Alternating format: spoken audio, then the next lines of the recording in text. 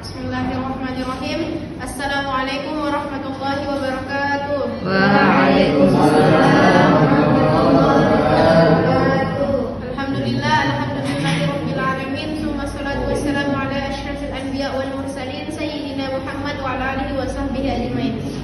Pertama-tama marilah kita panjatkan puji dan puji syukur kehadirat Allah Subhanahu wa taala, karena atas rahmat dan hidayahnya lah kita masih sempat hadir di tempat ini dalam keadaan sehat walafiat. Salawat serta salam tak lupa kita kirimkan kepada junjungan kita Nabiullah Muhammad sallallahu alaihi wasallam yang telah membawa kita dari zaman yang gelap gulita menuju zaman yang terang benderang.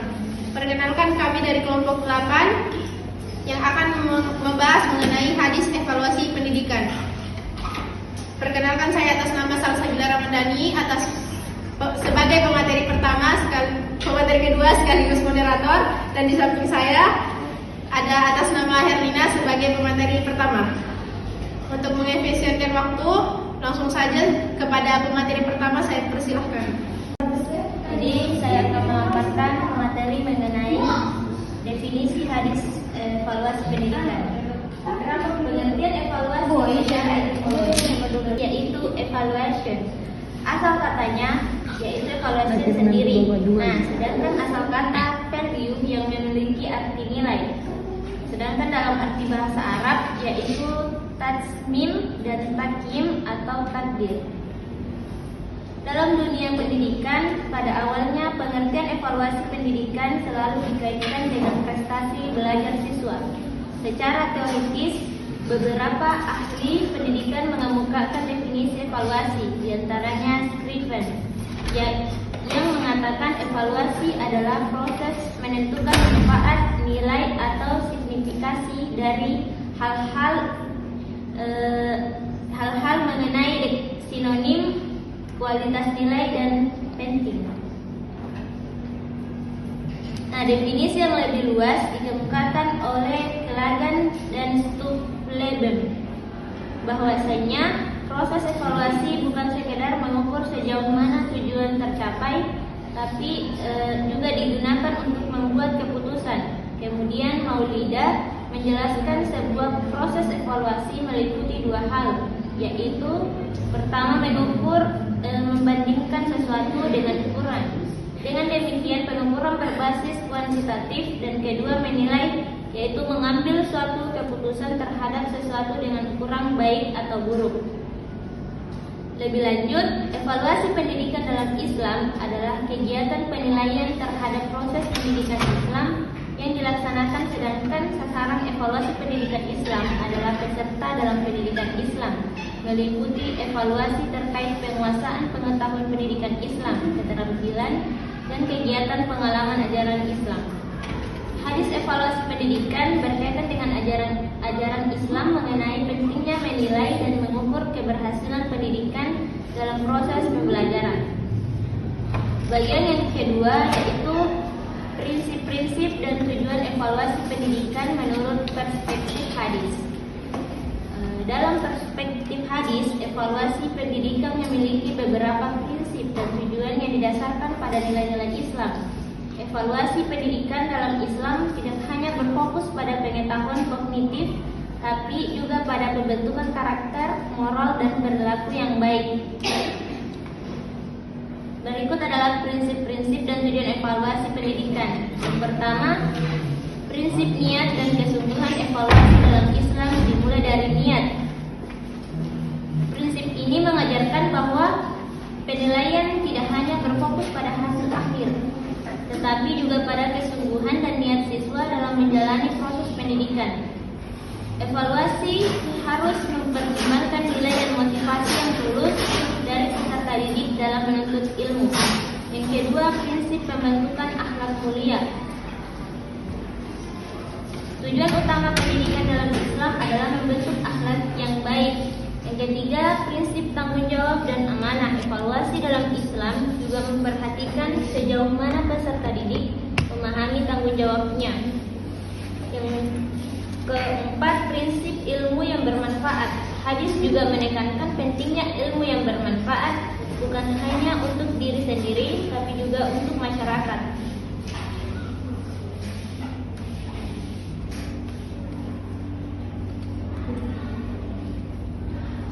evaluasi pendidikan dalam perspektif hadis. Yang pertama, mengukur pemahaman dan penerapan ilmu. Tujuan evaluasi adalah untuk memastikan bahwa peserta didik memahami dan mampu menerapkan ilmu yang telah dipelajari. Yang kedua, membentuk kepribadian yang mulia. Evaluasi juga bertujuan membentuk kepribadian yang sesuai dengan nilai-nilai Islam. Yang ketiga, menyiapkan generasi yang bertanggung jawab. Nah, evaluasi juga bertujuan menciptakan generasi yang bertanggung jawab dan sadar akan perannya dalam masyarakat. Nah, yang terakhir yaitu mendorong peningkatan diri. Salah satu tujuan evaluasi adalah untuk memotivasi peserta didik agar senantiasa memperbaiki diri dan berusaha menjadi lebih baik. Itulah materi yang dapat saya sampaikan. Saya kembalikan ke moderator. Selanjutnya kita akan membahas mengenai jenis-jenis evaluasi pendidikan yang diajarkan oleh hadis. Dalam konteks pendidikan Islam, beberapa hadis mengajarkan prinsip-prinsip evaluasi yang mencakup berbagai aspek kehidupan. Evaluasi pendidikan dalam Islam meliputi penilaian aspek kognitif atau pengetahuan, afektif atau akhlak atau sikap, dan psikomotorik, perilaku atau keterampilan. Ada berbagai jenis evaluasi pendidikan yang diajarkan dalam hadis. Yang pertama, evaluasi kognitif. Evaluasi kognitif menekankan pada pengetahuan dan pemahaman yang diperoleh peserta didik. Hadis ini mengajarkan bahwa pemahaman mendalam tentang agama adalah sesuatu kebaikan yang patut diapresiasi. Kemudian yang kedua, evaluasi afektif, akhlak atau moral. Evaluasi afektif mencakup penilaian terhadap akhlak, sikap, dan nilai moral yang dimiliki peserta didik. Kemudian yang ketiga, evaluasi psikomotorik atau perilaku dan keterampilan. Evaluasi psikomotorik berfokus pada keterampilan dan perilaku nyata yang diperlihatkan oleh peserta didik dalam kehidupan sehari-hari. Yang keempat, evaluasi berdasarkan niat dan kesungguhan. Islam mengajarkan pentingnya niat dan kesungguhan dalam menuntut ilmu. Kemudian materi mengenai contoh-contoh hadis dalam evaluasi pendidikan. Yang pertama, pentingnya akhlak dan ilmu. Rasulullah SAW bersabda, "Ma yuridullahu bihi khairan yufaqihuhu fid-din." Yang artinya, barang siapa yang dikehendaki baik oleh Allah, maka Dia akan memberikan kepadanya pemahaman fikih atau dalam urusan agama. Hadis riwayat Bukhari dan Muslim.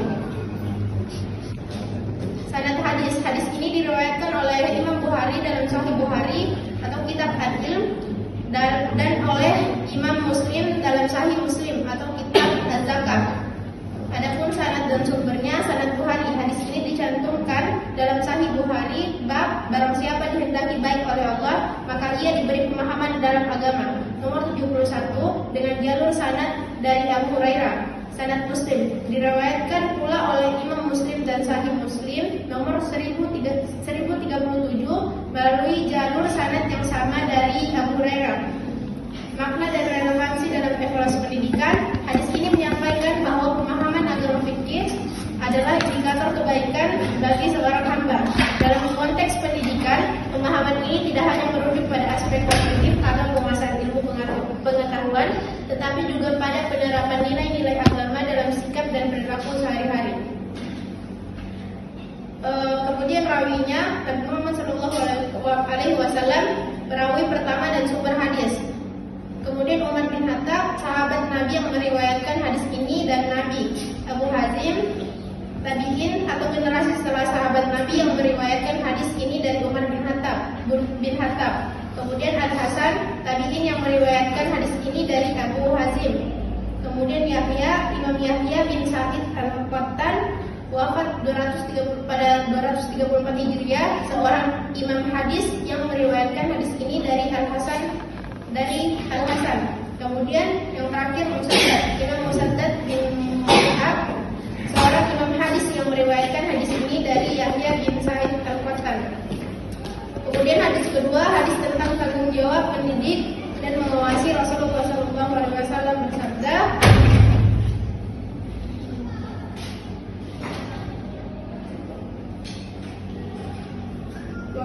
kullukum ra'in wa kullukum mas'ulun an ra'iyatihi. Yang artinya setiap kalian adalah pemimpin dan setiap pemimpin akan dimintai pertanggungjawaban atas yang dipimpinnya. Sanad hadis. Hadis ini diriwayatkan oleh Imam Bukhari dalam Sahih Bukhari atau Al-Kitab Al-Ahkam dan oleh Imam Muslim dalam Sahih Muslim atau Kitab Al-Imarah. Sanad Bukhari. Hadis ini terdapat dalam Sahih Bukhari bab setiap orang adalah pemimpin nomor 893 dengan jalur sanad dari Abdullah bin Umar. Sanad Muslim dalam Sahih Muslim nomor 1829. Hadis ini diriwayatkan oleh Imam Muslim juga dari jalur sanad Abdullah bin Umar. Kemudian rawinya Nabi Muhammad SAW, beliau adalah sumber hadis yang menyampaikan pesan tersebut. Kemudian Umar bin Khattab, sahabat Nabi yang meriwayatkan hadis ini dari Nabi Muhammad. Kemudian Abu Hazim, tabi'in atau generasi setelah Nabi. Kemudian Al Hasan, tabi'in yang meriwayatkan hadis ini dari Abu Hazim. Kemudian Yahya, seorang imam hadis yang meriwayatkan hadis dari Al Hasan. Kemudian terakhir Musaddad, Imam Musaddad bin Mus'ab, seorang imam hadis yang meriwayatkan hadis ini dari Yahya. Itulah tadi pemaparan materi dari saya. Selanjutnya kita beralih ke sesi diskusi, tanya jawab atau tanggapan. Kepada teman-teman semua kami batasi 2 orang penanya. Kepada teman-teman yang ingin memberi pertanyaan, kami persilahkan. Bismillahirrahmanirrahim. Assalamualaikum warahmatullahi wabarakatuh. Jadi sebelumnya terima kasih banyak atas kesempatan yang telah diberikan kepada saya, dan saya atas nama Syaril Pratama, dan agar waktu kita lebih efisien, langsung saja menuju kepada pertanyaannya. Jadi dalam konteks hadis, setiap kalian adalah pemimpin dan setiap pemimpin akan dimintai pertanggungjawaban atas yang dipimpinnya. Bagaimana pendidik di dalam sistem pendidikan Islam dapat dipersiapkan untuk bertanggung jawab tidak hanya atas ilmu yang diajarkan, tetapi juga terhadap akhlak dan moral peserta didik. Demikian pertanyaan dari saya. Assalamualaikum warahmatullahi wabarakatuh. Assalamualaikum warahmatullahi wabarakatuh. Waalaikumsalam warahmatullahi wabarakatuh. Perkenalkan, saya atas nama Jurana. Langsung saja pertanyaan saya ialah bagaimana cara Rasulullah SAW mengevaluasi perkembangan spiritual sahabat dalam proses pendidikan. Sekian, terima kasih. Jadi saya akan menjawab pertanyaan dari saudara Syaril Pratama. Bagaimana pertanyaannya? Dalam konteks hadis, setiap kalian adalah pemimpin dan setiap pemimpin akan dimintai pertanggungjawaban atas yang dipimpinnya. Bagaimana pendidik di dalam sistem pendidikan Islam dapat dipersiapkan untuk bertanggung jawab tidak hanya atas ilmu yang diajarkan, tetapi juga terhadap akhlak dan moral peserta didik. Untuk mempersiapkan pendidik yang bertanggung jawab, beberapa hal perlu dilakukan. Pertama itu, pendidik sendiri harus memiliki iman dan akhlak yang kuat dengan terus belajar agama dan menjadi teladan. Yang kedua, pendidik perlu memahami psikologi anak dan remaja, mengembangkan metode pembelajaran kreatif, serta teknik motivasi yang efektif. Kemudian yang ketiga, kurikulum pendidikan Islam harus berbasis nilai-nilai akhlak, diintegrasikan ke dalam materi pelajaran dan menampilkan tokoh-tokoh Islam yang berakhlak mulia. Kemudian yang keempat, lingkungan sekolah harus kondusif dengan interaksi positif dan kegiatan ekstrakurikuler bernilai akhlak. Kemudian yang terakhir, kerjasama dengan orang tua dan masyarakat sangat penting untuk mendukung proses pendidikan anak dan moral. Kepada saudara Syaril, bagaimana? Baik, saya akan menjawab pertanyaan dari saudara Jurana, di mana pertanyaannya, bagaimana cara Rasulullah SAW mengevaluasi perkembangan spiritual sahabat dalam proses pendidikan. Jadi Rasulullah SAW menilai perkembangan spiritual sahabat melalui observasi perilaku dan interaksi sehari-hari. Penugasan yang menguji keimanan serta penilaian berbasis keikhlasan dan kasih sayang. Beliau memberikan umpan balik berupa pujian dan teguran yang bijaksana, mencerminkan pendekatan pendidikan yang holistik dan penuh kasih sayang. Bagaimana, saudara Jurana? Baik, terima kasih atas jawabannya.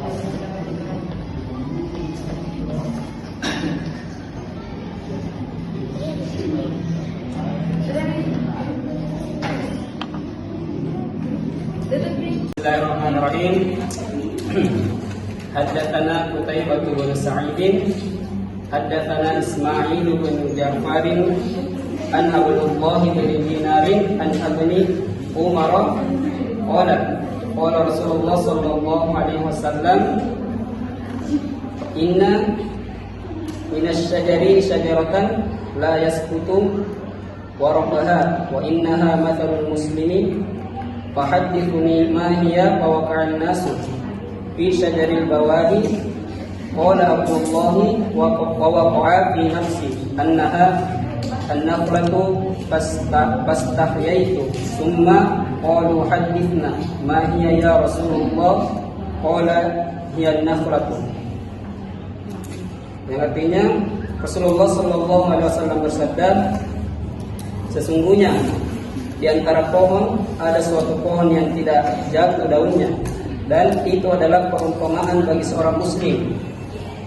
Nabi sallallahu alaihi wasallam bertanya, katakanlah kepadaku, pohon apakah itu? Maka para sahabat beranggapan bahwa yang dimaksud adalah pohon yang berada di lembah.